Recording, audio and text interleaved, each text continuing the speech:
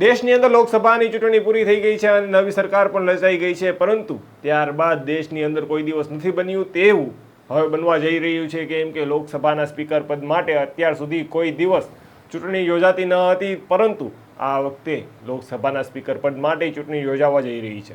વૈષ્ણવજન તો તેને કહીએ જે પીડ પરાઈ જાનાને રે. નમસ્કાર, નવજીવન ન્યૂઝમાં આપનું સ્વાગત છે. હું છું આપની સાથે ભાર્ગવ મકવાણા.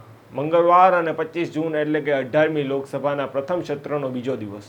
આજે રાહુલ ગાંધી અને અખિલેશ યાદવ સહિતના 281 સાંસદો શપથ લેવાના છે. લોકસભા સ્પીકરને લઈ અને સરકાર અને વિપક્ષ વચ્ચે ઘર્ષણ પણ વધી ગયું છે. સરકાર વતી ઓમ બિરલાએ નોમિનેશન ફાઇલ કર્યું, તો વિપક્ષી સાંસદ કે સુરેશે લોકસભા સ્પીકર માટે બિરલા સામે નોમિનેશન ફાઇલ કર્યું છે. હવે આવતીકાલે આઝાદી બાદ દેશમાં પ્રથમ વખત સ્પીકર પદ માટે ચૂંટણી થવાની છે. આ મામલે રાહુલ ગાંધીએ કહ્યું હતું કે કોંગ્રેસ અધ્યક્ષને સ્પીકરને સમર્થન આપવા માટે રાજનાથસિંહનો ફોન આવ્યો હતો. વિપક્ષે સ્પષ્ટ કહ્યું છે કે અમે સ્પીકરનું સમર્થન કરીશું, પરંતુ વિપક્ષને ડેપ્યુટી સ્પીકરનું પદ મળવું જોઈએ. રાજનાથસિંહે ફરી ફોન કરવાની વાત કરી હતી, જો કે હજુ સુધી ફોન આવ્યો નથી. अखबार में लिखा है कि प्रधानमंत्री ने कहा है कि ऑपोजिशन को कंस्ट्रक्टिवली सरकार के साथ कोऑपरेट करना चाहिए. ऑपोजिशन ने क्लियरली कहा है, राजनाथ सिंह जी का खारगे जी को फोन आया, राजनाथ सिंह जी ने खारगे जी से कहा देखिए आप हमारे स्पीकर को सपोर्ट कीजिए.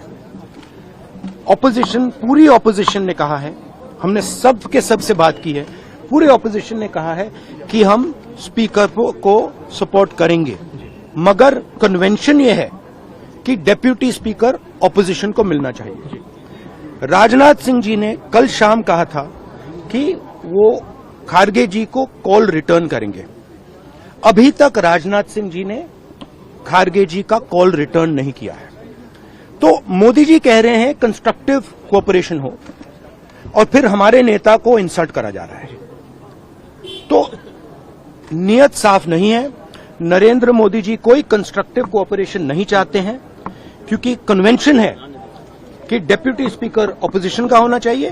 और हमने कहा है, पूरे ऑपोजिशन ने कहा है कि अगर कन्वेंशन फॉलो किया जाएगा तो पूरा समर्थन स्पीकर के इलेक्शन में हम देंगे.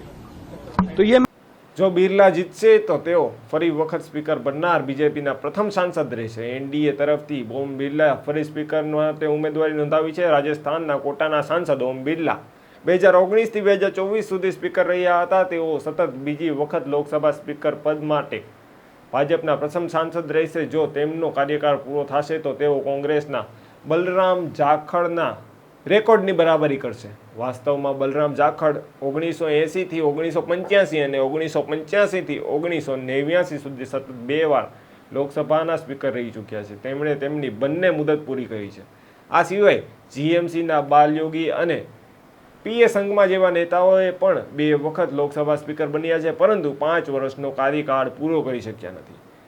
હાલ તો લોકસભાના સ્પીકરના પદને લઈને રાજકારણ ગરમાયું છે, કેમ કે રાજનાથસિંહે મલ્લિકાર્જુન ખડગેને ફોન કરી કહ્યું હતું કે તમે અમારા સ્પીકરને સમર્થન આપો, પરંતુ તેમના દ્વારા એક શરત મૂકવામાં આવી અને કહેવામાં આવ્યું કે અમે તમારા સ્પીકરને સમર્થન આપશું, પરંતુ ડેપ્યુટી સ્પીકરનું પદ વિપક્ષને મળવું જોઈએ. રાજનાથસિંહે ફરી ફોન કરવાની વાત કરી હતી, પરંતુ હજી સુધી રાજનાથસિંહનો કોઈ પણ ફોન આવ્યો નથી તેવું કોંગ્રેસના નેતાઓ જણાવી રહ્યા છે.